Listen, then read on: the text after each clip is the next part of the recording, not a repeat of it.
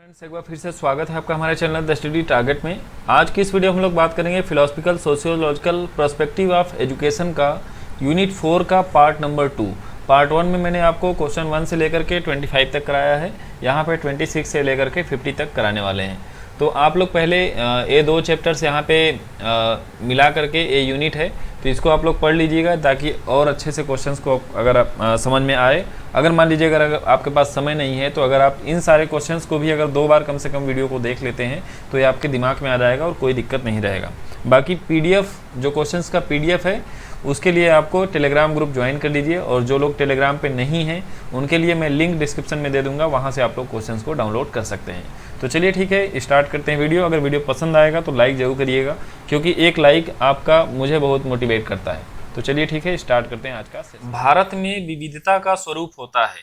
भारत में विविधता का स्वरूप कैसा होता है? सरल, संकीर्ण, जटिल, अति विस्तृत।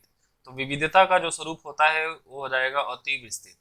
1991 की जनगणना के अनुसार भारत में कितने धर्मों को मान्यता दी गई थी? तो ध्यान दीजिएगा, जो 1991 के जनगणना के अनुसार भारत में 7 धर्मों को मान्यता दी गई थी। भारत में मुख्य रूप से विविधता के स्तर कौन से हैं? तो विविधता के स्तर देख लीजिए, धार्मिक, सांस्कृतिक और भाषा। ये पहले भी आप पढ़ चुके हैं, तो ऑप्शन नंबर डी यहाँ पे सही हो जाएगा। ऑप्शन नंबर डी आपका यहाँ पे। भारत में लगभग कितनी भाषाएं हैं? तो भारत में लगभग कितनी भाषाएं हैं? 122 भाषाएं हैं। भारत में लगभग 122 भाषाएं हैं। भारत में कितने प्रतिशत लोग द्रविड़ भाषा का प्रयोग करते हैं? तो याद रखिएगा, द्रविड़ भाषा का प्रयोग करते हैं 20.6%। 20.6%। निम्न में से कौन इंडो आर्यन भाषा से संबंधित नहीं है?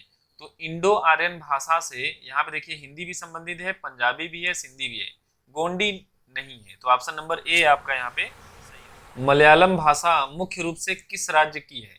तो मलयालम भाषा जो है केरल राज्य में बोली जाती है, केरल राज्य की है। भारत में जाति स्तर पर विविधता दृष्टिगत होती है। तो जाति के स्तर पर अगर देखेंगे तो विवाह, खान पान, नातेदारी व्यवस्था हर चीजों में होती है। तो ऑप्शन नंबर डी यहाँ पे सही है, उपर्युक्त सभी में। वर्तमान में भारतीय संविधान की कितनी भाषाओं को मान्यता प्राप्त है? तो यहाँ पे याद रखना है कि वर्तमान में जो भारतीय संविधान है उसमें 22 भाषाओं को मान्यता प्राप्त है। भारतीय संविधान में हिंदी भाषा संबंधित प्रावधानों से संबंधित अनुच्छेद है। तो ऑप्शन नंबर यहाँ पे ए आपका सही होगा, 343, 351। ठीक है, ऑप्शन नंबर ए यहाँ पे सही है। भारत की राजभाषा है, ये सबको पता है, भारत की जो राजभाषा है वो क्या है? हिंदी है। संविधान में नागरिकों के मूल अधिकारों का वर्णन किया गया है। तो किस अनुच्छेद से लेकर के किस अनुच्छेद तक नागरिकों के मूल अधिकारों का वर्णन? तो नागरिकों का जो मूल अधिकार है वो है अनुच्छेद 12 से। भारतीय संविधान के किस भाग को उसकी आत्मा कहा गया है? तो भारतीय संविधान का प्रस्तावना वाला भाग ऐसा है जिसको उसकी आत्मा कहा गया है। तो ऑप्शन नंबर सी आपका यहाँ पे सही हो जाएगा। भारत को गणतंत्र क्यों कहा जाता है? गणतंत्र का मतलब क्या होता है कि भारतीय नागरिक मूलभूत अधिकारों का उपयोग करते हैं। पहला वाला ऑप्शन यहाँ पे गलत है। यह राज्यों का एक संघ है, गलत है। यहाँ राज्य का प्रमुख निर्धारित, अच्छा, यहाँ जो राज्य का प्रमुख होता है, मुखिया होता है, वो निर्धारित अवधि के लिए निर्वाचित होता है, इसीलिए इसको गणतंत्र कहा जाता है। तो इसको याद रखिएगा, इंपॉर्टेंट क्वेश्चन है। धर्मनिरपेक्षता का क्या तात्पर्य है? धर्मनिरपेक्ष होना। ठीक है, धर्मनिरपेक्षता से क्या मतलब है? देखिए कि जो धर्म को निरपेक्ष करे, मतलब धर्म से उसका कोई लेना देना नहीं है, स्वीकार न करे। तो ऑप्शन नंबर सी यहाँ पे आपका सही हो जाएगा।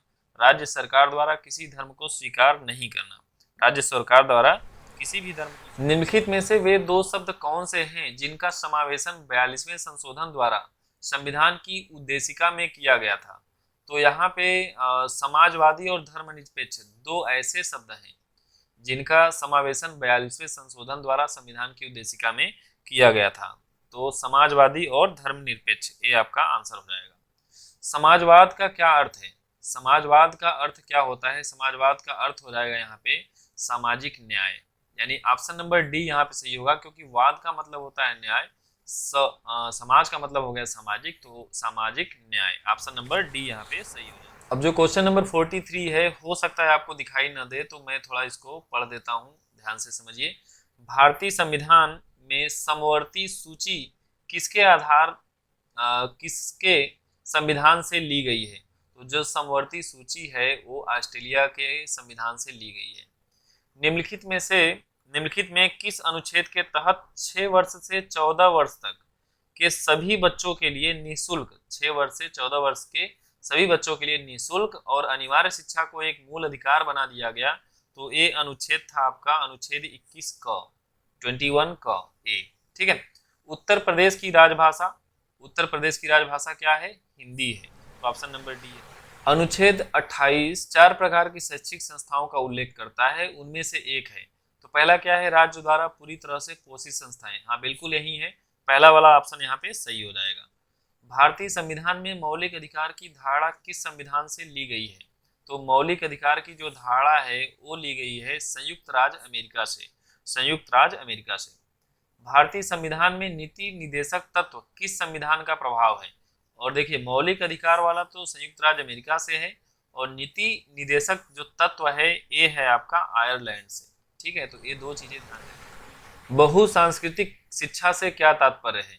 बहुसांस्कृतिक शिक्षा से क्या तात्पर्य है? पहला ऑप्शन देखिए लिखा है सामाजिक व सांस्कृतिक रूप से भिन्न छात्रों की शिक्षा अवस्थाओं को पूरा करने के लिए सबको समान अकादमिक अवसर उपलब्ध कराने से है।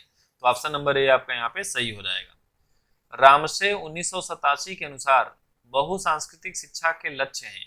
बहुसांस्कृतिक शिक्षा के लक्ष्य क्या है? सामाजिक संबंधों का विकास करना है। तो ऑप्शन नंबर ए आपका यहाँ पे सही है।